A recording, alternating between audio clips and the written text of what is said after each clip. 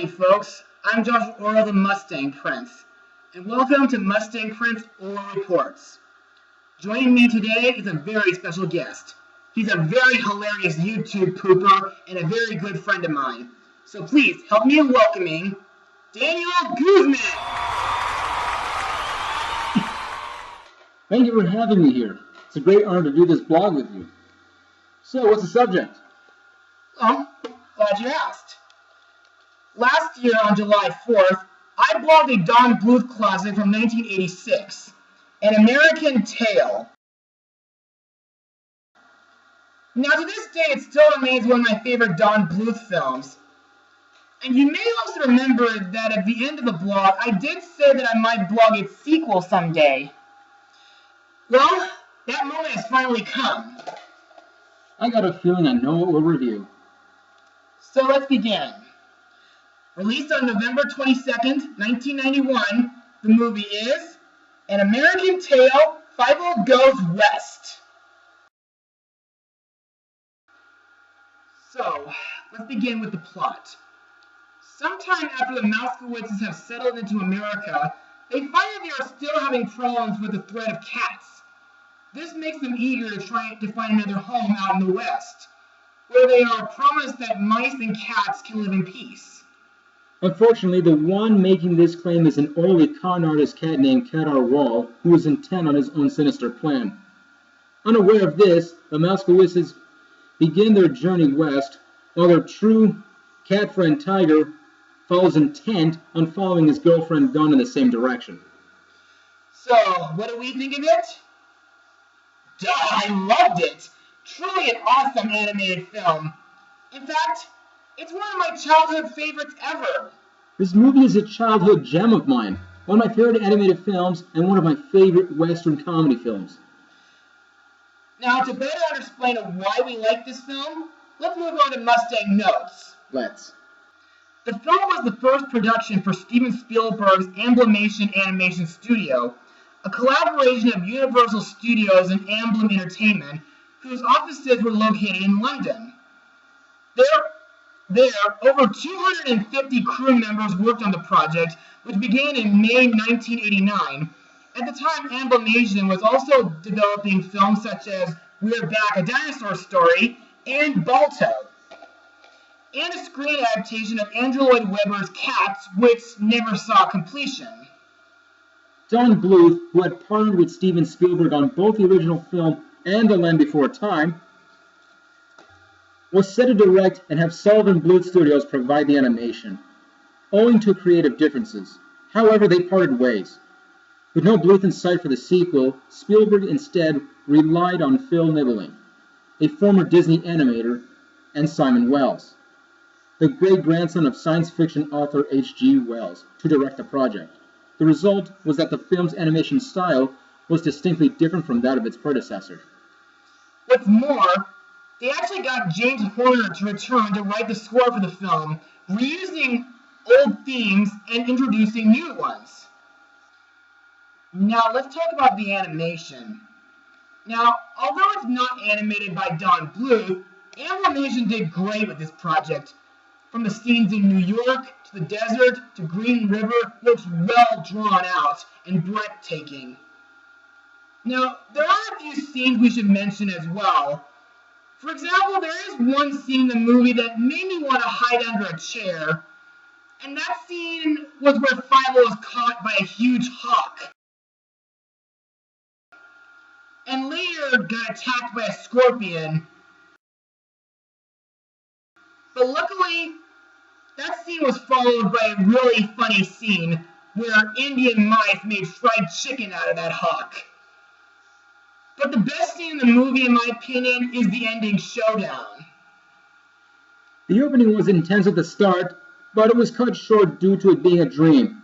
But the intensity comes back up with the cat attack scene not much later in the film. It used to put me on the edge of my seat. Now let's move on to the songs in this movie.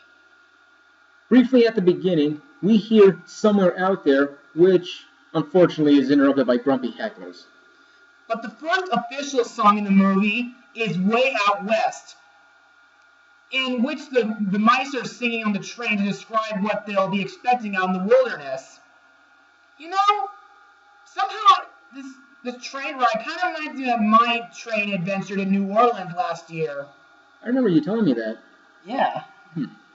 Moving right along, we also hear Rawhide by the Blues Brothers, sung by several desert animals while Fievel is riding a tumbleweed, or a stagecoach, as Tiger describes it.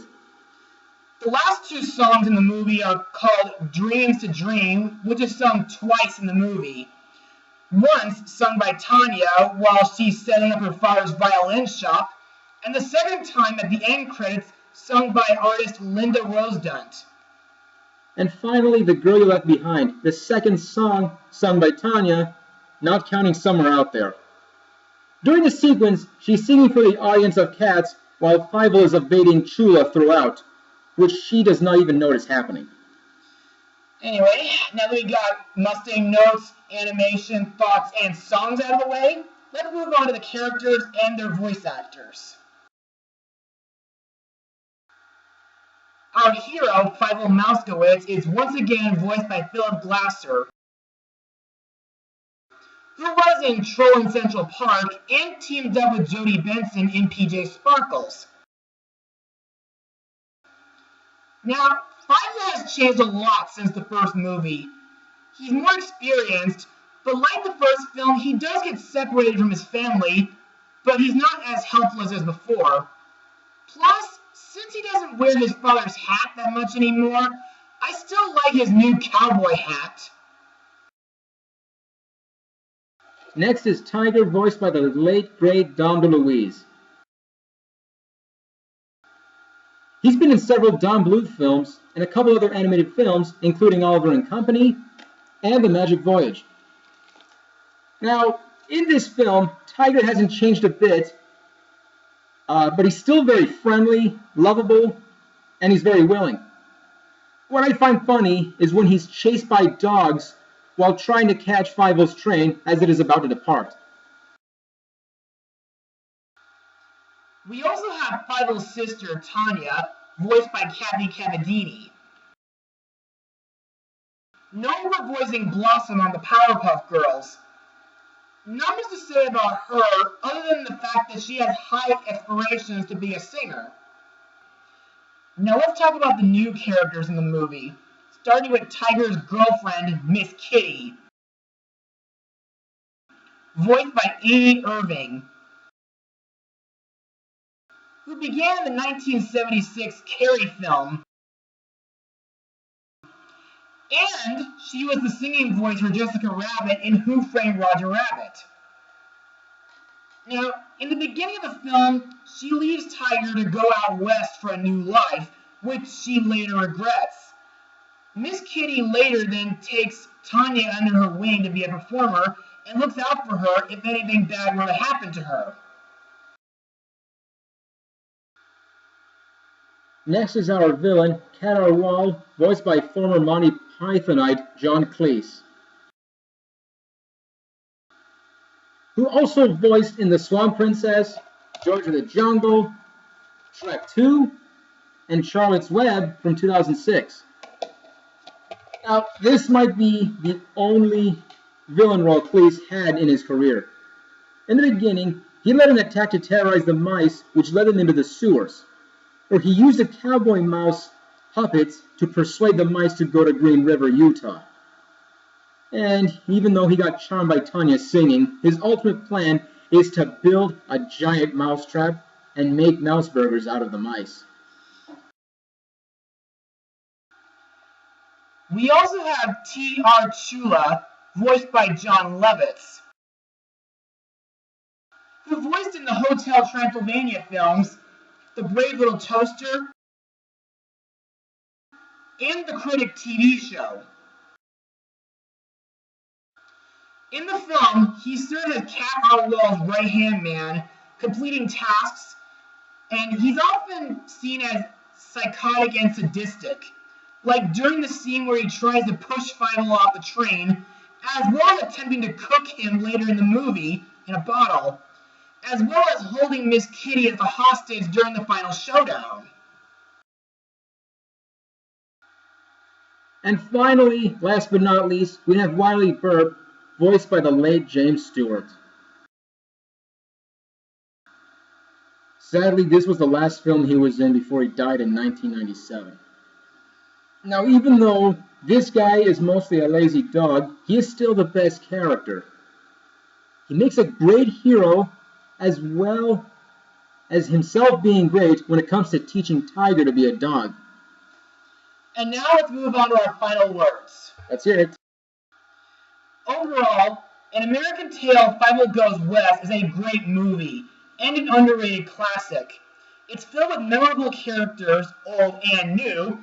The animation is daring, plus the Western action scenes are really thrilling.